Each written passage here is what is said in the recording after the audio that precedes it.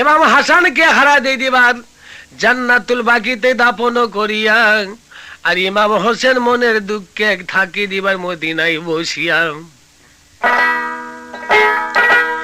আর মদিনায় থাইকা দিবার ইমাম হোসেন ভাবে মনে মন, আর কিভাবে তে মদিনাতে থাকি গো দেখুন।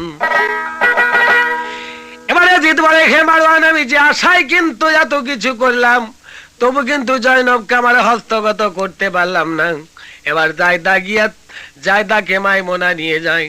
মাইমুনা নিয়ে যাবার ইজিদের কাছে বলছেন যে আমি কত কষ্ট করে জায়দার দ্বারাই তাকে আমি দুনিয়া থেকে বিদায় করে দিয়েছি।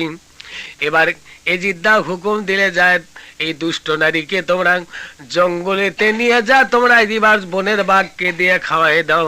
এই নারী যদি দুনিয়াতে থাকে কিন্তু এমনি ভাবে কত পুরুষের জীবন নাশ করবে। আর একজন যদি বলে তার আর একজনের অর্থ যদি বেশি থাকে, আর একজনের আমার তার ধন সম্পদ বেশি দেখলে তার প্রলোভনে পড়ে তার প্রেমেতে মজে কিন্তু আমার মায়া ভুলে যাবে। এমন আওরত আমি দুনিয়াতে রাখতে চাই নাই। এবার নিয়ে যা তোমরা নিঝুর জঙ্গলে, এবার হয় তোমরা তাকে বনের বাঘ কি দিয়ে খাও, নইলে তোমরা তাকে জিন্দা অবস্থায় কিন্তু খন্দক খুঁড়ে তাতে পুঁতে ফেলাও। এবার তোর মাইমুনা বলে আমার পুরস্কার। তখন বলে, হে মাইমুনা, তোমাকে আমি যেমন পুরস্কার দিয়ে দেব। এবার ধনমাল যা ছিল তাকে পুরস্কার দিয়ে দিয়েছেন। দিয়ে দেয় দিবার মারওয়ানকে বলছে, হে মারওয়ান, কিন্তু এই ধনমাল নিয়ে যান। এবার যদি মাইমুনা বাড়ি ঘর বাঁধে, আস্তে আস্তে এই কথা প্রকাশ হয়ে যাইতে পারে। এই কথা যদি কিন্তু মক্কা মদিনার লোক জানতে পারে, কিন্তু তেনারা আমাকে বিশ্বাস করবে না। তাই তোমরা মাইমুনাকে নিয়ে যা, কিন্তু ময়দানে একখানা গর্ত খুঁড়ি এবার গলা পর্যন্ত তার মাটিতে পুঁতায় দাও। এবার জানিয়ে দাও যেজন দেখবে তাকে আইসা তার মাথাতে যেন একটা করে পাথর ছুঁড়ে দেয়। পাথর ছুঁড়ে ছুঁড়ে কিন্তু এই মাইমুনার মাথার খুলি যেন উড়িয়ে দেয়। এই নারীর দ্বারাই কিন্তু আরো বহু জনের ক্ষতি হইতে পারে। আর শেষ পর্যন্ত ধন মাল দিয়া কারি দিয়া নিল। আরে ধনের লোভে দিবার জীবন দেখো কালে হারিল। এবার ইমাম হাসানকে হারাই দিদি ইমাম হোসেন যখন রয়, এজিদ বলি দিবার আমি ইমাম হোসেনকে দুনিয়ার থেকে সরাই দিতে চাই। এবার ওলিদের কাছে পত্র নেগে জানাই দিলে, হে দলিন, এবার যখন তোমার কাছে ইমাম হোসেন আসবে, এবার রাজধানীতে নিয়ে তুমি কৌশলে দুনিয়ার থেকে তাকে সরাই দিবে। ওলিদে বলে, একজন তোমার প্রলোভনে পড়ে এবার তাকে তুমি দুনিয়ার থেকে সরাই দিয়েছো। তোমার চাকরি করি বলি কিন্তু আমি তাদের কাছে কোনো কথা বলতে পারি নাই। তাই আবার তুমি ইমাম হোসেনকে মারতে চাও, এই সব কথা কিন্তু ইমাম হোসেনের কর্ণে আমি পৌঁছাই দেব। ইমাম হোসেনকে রাজধানীতে ডাকে। তখন বলি, ভাই, যদি তুমি বাঁচতে চাও এইবার তুমি মদিনা ছেড়ে অন্য দেশে চলে যাও। তোমার জন্য নানান দিকে ষড়যন্ত্রে জাল বিস্তারিত করতেছেন, নানান দিকে শত্রুতা তোমার সঙ্গে আরম্ভ করে দিয়েছেন। ইমাম হোসেন আমার মনের দিককে মদিনা ছেড়ে তিনি মক্কায় চলে এলেন। আরে মক্কাতে আসিয়া মক্কার ইমাম খুঁজিয়া আহাদারি ইমাম হোসেন থাকিল বসিয়া। এবার কুপার থেকে বারবার পত্র নেগে বাইরে, ইমাম হোসেন তুমি পত্র পাওয়া মাত্র আহলে বায়াতকে নিয়ে তারা করে কুপাতে চলে এসো, তোমার জন্য আমরা কুপার লোক লালায়িত। ইমাম হোসেন বলে, আমি কেমন করে সেই কুপাতে যাই, আর কেমন করে সেই কুপাতে যাবো আহলে বায়াতকে নিয়ে? মনের চিন্তা আবার চিন্তা করে যদি না যাই, ভাইয়ের শোকে বসে থাকলে দুনিয়ার থেকে ইসলাম বিদায় হয়ে যাবে। তাই কিন্তু আমাকে যাইতে হবে কুপার শহরে। এবার নিতান্তই আমি সেখানে যাই ইসলাম প্রচার করব।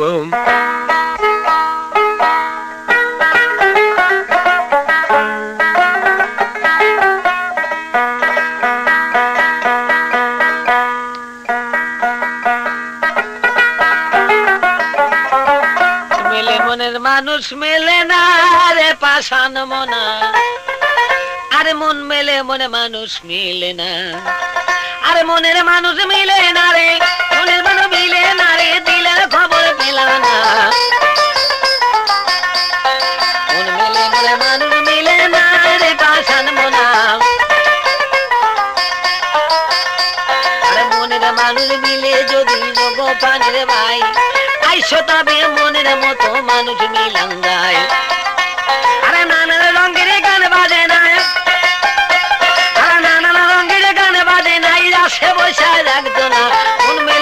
মানুষ মিলে না, মন মিলে যারা মানুষ মিলে না রে পাষাণ মনা। আরে মন আনন্দ করতে চালি যোগ পানের ভাই, আইসদি বারা মোকাম তলাই দামি রে জানাই।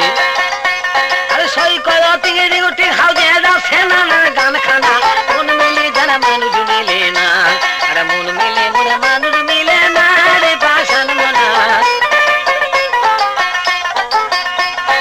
আপনাদের উপহারি লোক পানের ভাই, আরে দুঃখে কষ্টে নাই সীমানা, রঙের গান গায় আরে নানা রঙের গান বাদে না, দিতাতে বাবলু ময়না। মন মিলে যারা মানুষ মিলে না, মন মিলে যারা মানুষ মিলে না রে পাষাণ মনা। আর মনে যদি দারুণ ব্যথা আইসো বানের ভাই, আর মুখা তলা বাবলু বাজার দোকানেতে তাই, আর গান শুনিলা দিবা দেখো শান্তি পায় সেই জনা। মন মিলে যারা মানুষ মিলে না, মন মিলে যারা মানুষ মিলে না রে পাষাণ মনা। চাই ওরা কি যাবারিয়া, মুসলিম বলি বিনা গাদুকু ইজিয়া রে, গাব দিব তো গীতের সাগরে। এমন সময় মুসলিম বলে ভাই গোজা তোমার আগন্তকে তুমি বিশ্বাস করে কুপাতে যায় না, কুপার লোক দারুণ দাগাবাজ, কুপার লোক দারুণ ফেরোবাজ। আমি জানি যখন তোমার পিতা হাতে জিন্দা ছিল তখন তিনি কুপার শহরে যায়, রহমানের হাতে তিনি শহীদ হয়ে গিয়েছেন, তাই তোমাকে আমি কুপাতে পারে যাইতে দিবা না। ইমাম হোসেন বলে ভাই গো নইলে যে ইসলাম দুনিয়ার থেকে বিদায় হয়ে যাবে, ইসলাম প্রচারের জন্য খোদা তাআলা আমাদেরকে পাঠাই দিয়েছেন। আমি যদি সেই ভাইয়ের শোকে মদিনায় বসে থাকি বা মক্কায় বসে থেকে যদি ইসলাম প্রচার করি, আর দুনিয়াতে যে ইসলাম থাকবে না, শুধু মক্কার মদিনায় ইসলাম থাকলেই চলবে না। এবার মুসলিম বলে ভাই গো নিতান্তই যদি কুপাতে যাইতে হয়, এবার তুমি আমাকে আল্লাহর নামে সুপে দাও, দেখি কুপার লোক তোমাকে কত দূর ভালোবাসে।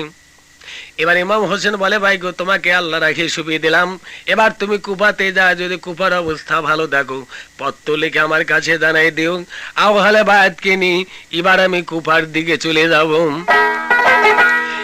এমন সময় মুসলিম যাইতে চাই গো পানির ভাই, আর দুইটা ছেলে আইসা গো তার সামনে দাঁড়ায়, আর বলছে বানি দিবার জানি গো আব্বা জান, আমাদের ছেড়ে কোথায় যাইবার এখন,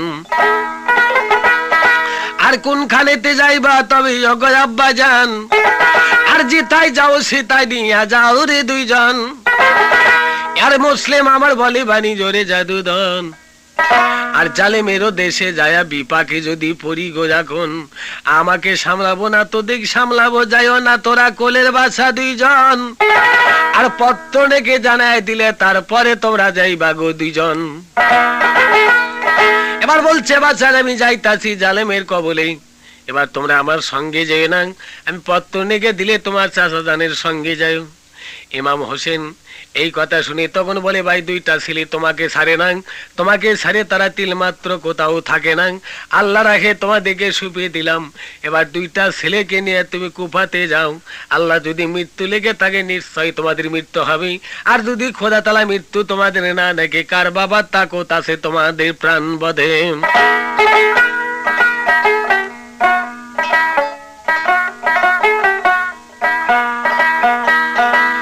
বিধির বিপাকে রে তোরা জানকে যেন না,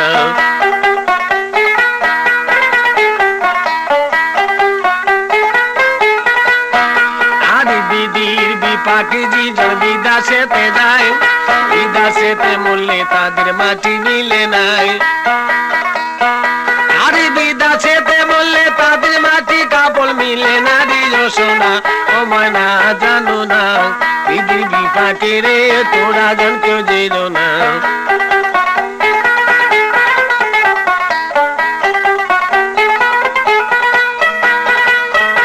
আরে দুইটি সেলানি জাদি বার হইছে রওয়ানা, জাদি দিবে কুপার দাসে দিবার তিনজনা, আরে রাস্তার মধ্যে যাইয়া দেখে এমন আজব কাণ্ড দিবার কার কি পাখি রে তোরা জান খোঁজে না।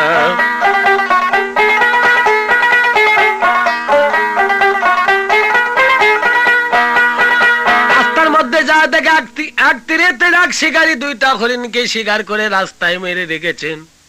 ইব্রাহিম মোহাম্মদ দুইটা ছেলে তখন বলে, আব্বা গো, যাত্রাকালে সামনে আমাদের দুইটা মরা দেখতেছি, দিবার বলদ আমাদের সুস্বাদ না কুসাদ।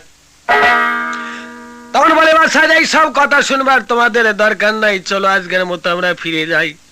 আল্লাহ যদি নাই আবার কালকে ফজরে কিন্তু আমরা সেই কুপারের দিকে রওনা হয়ে যাব। আস্তার মধ্যে হইতে ফিরে আইসে ইমাম হোসেনকে সালাম জানাই। তখন বলে, ভাই কেন তুমি আস্তার মধ্যে হইতে ফিরে আসলে? তখন বলে, ভাই যাত্রাকালে সামনে কুমঙ্গল দেখি, তাই তোমার কাছে ফিরে আসলাম, তোমার সঙ্গে আর আমার দেখা হবে কিনা।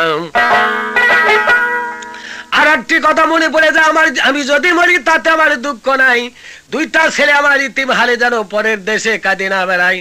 এবার আমার মৃত্যুর খবর শুনতে পারি, দুইটা ছেলেকে তোমার কাছে নিয়ে তুমি নিজের ছেলে বলে তাদেরকে সান্ত্বনা দিও, এই কথাটা জানাই দিবার জন্য তোমার কাছে আসলাম। তখন বলে, হে মুসলিম, তুমি মৃত্যুকে দেখে এত ভয় করো না, আমাকে প্রথম কেন বললে না? তখন বলে, ভাই মৃত্যুকে দেখে ভয় করি না, কিন্তু তোমাকে দেখবার জন্য এসেছি। সত্য যদি তুমি তাই মনে করো, আমাকে বিদায় করো, আল্লাহর নাম নিয়ে দিবার আমি নিতান্ত রওনা হয়ে যাব। এই কথা শুনে দুইটা ছেলেকে নিয়ে যাবার তিনি রওনা হয়ে গেলেন। এবার যাইতেছিলেন, দুইটা ছেলেকে নিয়ে যান। তখন বলে, ভাই দুইটা ছেলে নিয়ে যা, যদি তোমার সন্দেহ রয়ে যায়, দুইটা ছেলে যা তুমি শরীকাজির ঘরে রাখবি। শরীকাজি নামে একটা লোক আছে নিতান্তই, তিনি একজন ইসলামের বন্ধু। এবার দুইটা ছেলে নিয়ে যা শরীকাজির ঘরে রাইখা দিয়া দেবার বলছে, ভাই শরীকাজি, তোমরা নাকি আমাদের কাছে পত্র দিয়েছিলে, যেজন তোমরা সেই কালেমা পড়ে মুসলমান হইবা, দয়া করে তোমরা তাদেরকে সংবাদ জানিয়ে দাও, আমি ইমাম হোসেনের নামে তোমাদের কালেমা পড়াবার জন্য কুপায় এসেছি।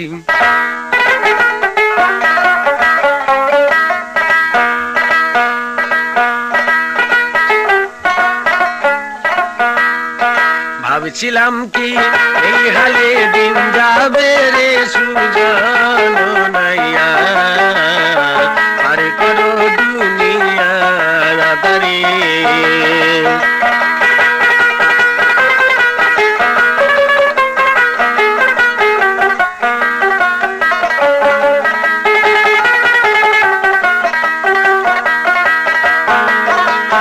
আরে কুপাতে বাড়ালাম পাও, খাওয়ারি গাতে নাই কোল রে, আরে ও নাইয়া। এবার নাওয়াসে খেউনির খাইছে, বন বাগে রে সুজানো নাইয়া, হারি করো দুনিয়া দাঁড়ে। ভাবছিলাম কি এই হালে দিন যাবে রে সুজানো নাইয়া।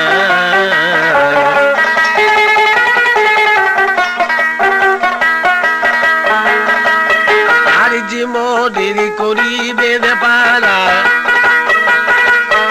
আর তাকে দিব গলার ঘরে, আরে ও নাইয়া। আরে হরিয়া যৌবন দিব গানে রে সুজানো নাইয়া, আরে করো দুঃখিনী আদারে। ভাবছিলাম কি এই হালে দিন যাবে রে সুজানো নাইয়া, আরে করো দুনিয়া আদারে।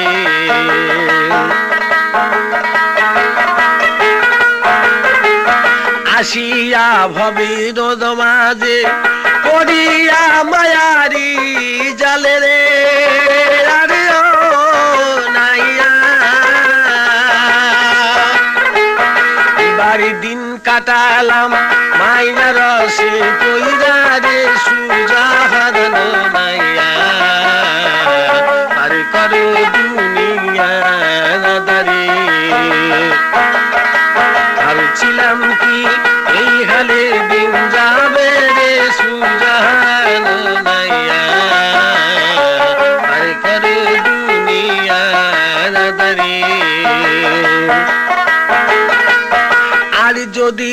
রাখি মনের আশা, আর বলি তোদের প্রাণের কথা রে, আরে ও নাইয়া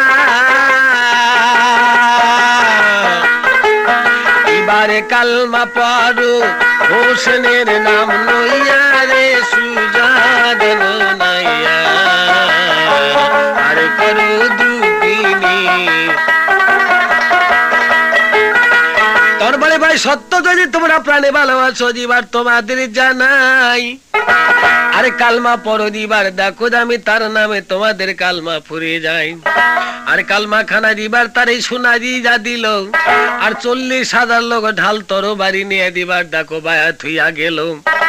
আর সাধারণ 20,000 লোক করে পানির ভাই, আর 60,000 যখন পৌঁছে তখন মুসলিম একখান পত্র নেকিয়া জানায়।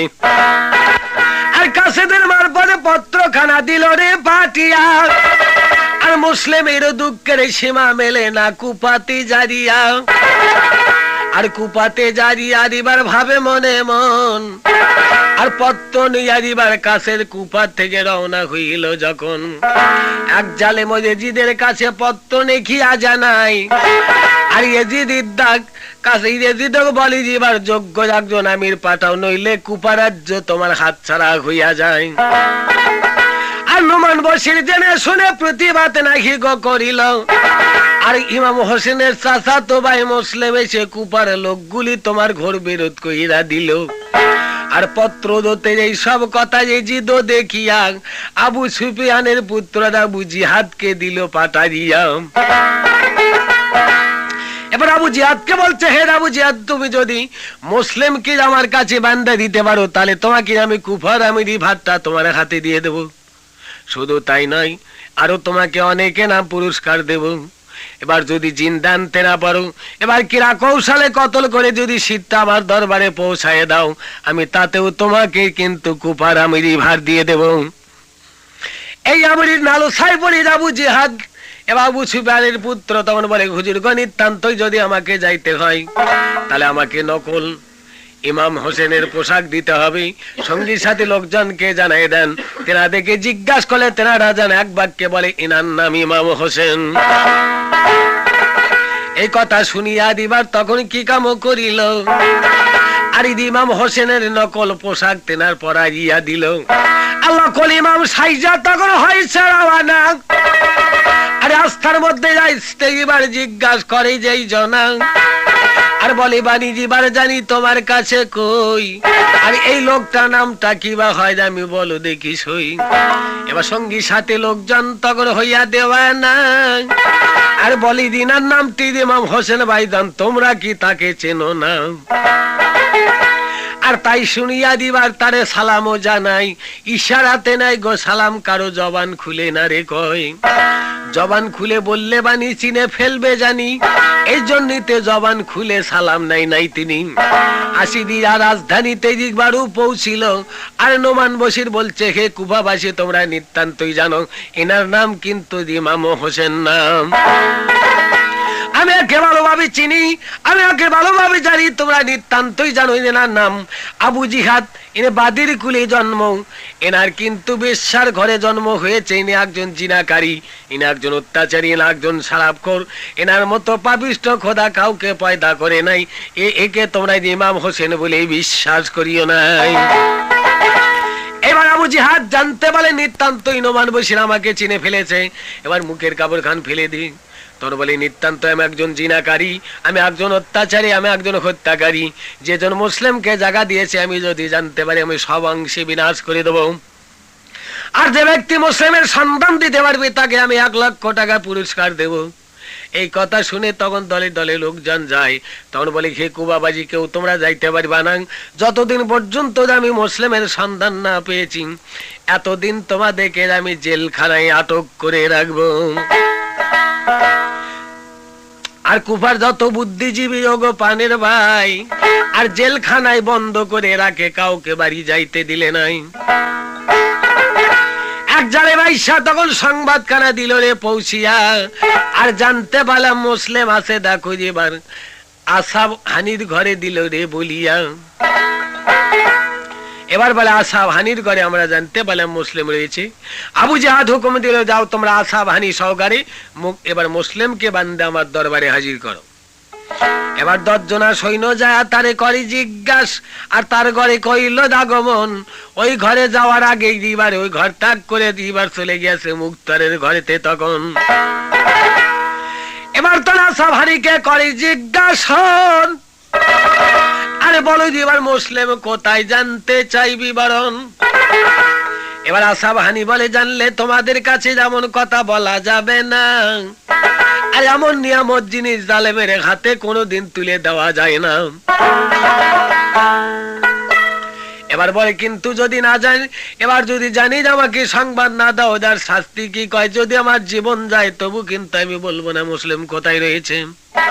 আসাবাহানিকে নিয়ে আসে আবু জাহাদের দরবারে পৌঁছায় দিলেন। আবু জাহাদ বলে, এবার বলো মুসলিম কোথায় কয় জানি না। হুকুম দিল, তোমরা আসাবাহানিকে 101টা দোরা লাগাও। এবার দোরার হুকুম যখন দিল আসাবাহানি তখন কয়, ভীষণ পরীক্ষার সময় ওহে আল্লাহ আমার তুমি ইমান খানা ঠিক রাখিও, কিন্তু আমার ইমান যেন টুটে যায় নাই। এবার প্রথম দোরার আঘাত যখন শরীরে করিল আর বিসমিল্লাহির রহমানির রহিম জবানি কইল, দ্বিতীয় দোরা যখন তার দিবারু মারিল আলহামদুলিল্লাহ দিবার জবানি বলিল, তৃতীয় দোরা যখন তার দিবারও মারিল আর সুবহানাল্লাহি রাব্বিল আলামিন দিবার জবানি কইল। আর তিনবারে 3টা কথা জবানে বলিয়া 101টা দোরা খায়া তবু তিনি যাছিল বাসিয়া। এবার তারপরে যে জালেম শয়তান প্রাণে দয়া না রে হয়, আর বন্দি করে রাখে তার দিবার আপন জেলখানায়। জেলখানায় বসিয়া হানি জুড়াছে কান্দন, আর নবীর বংশের উদ্ধার করতে দিবার বৃদ্ধকালে যায় বুঝি জীবন।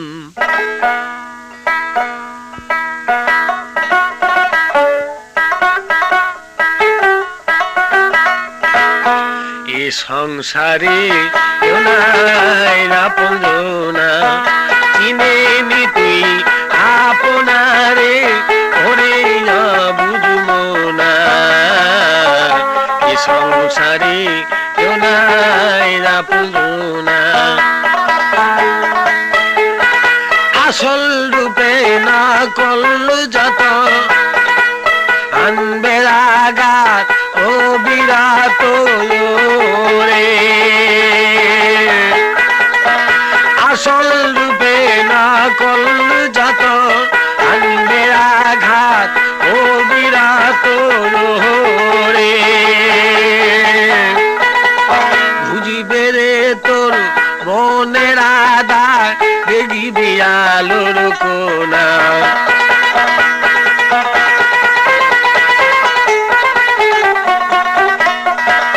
বুঝিবে রে তোর মনের আধার দেখিবি আলোর কোনা। সবার তরি আছে রে সে একজনা, চিনে নি তুই আপনারে ঘরে না বুঝবো না। এ সংসারে কেউ নাই আপনা আসল রূপে না করল যত আনবে আঘাত ও বিরাট রে। কাল ভুজঙ্গ স্বভাব মতো হলে বিষের ফানা। এ সংসারে কেউ নাই আপনা, আর মায়ার বাদন ছিড়ে যদি ডাকিস রে তুই নিরবধিও রে। মায়ার বাদন ছিড়ে যদি ডাকিস রে তুই নিরবধিও রে। বুঝিবে রে তোর মনের আধার দেখিবি আলোর কোনা। সবার তরি আছে সে একজনা, চিনে নি তুই আপনারে ওরে না বুঝবো না। সংসারে কেউ নাই আপনজনা আরে বলি জীবারা সবই হানি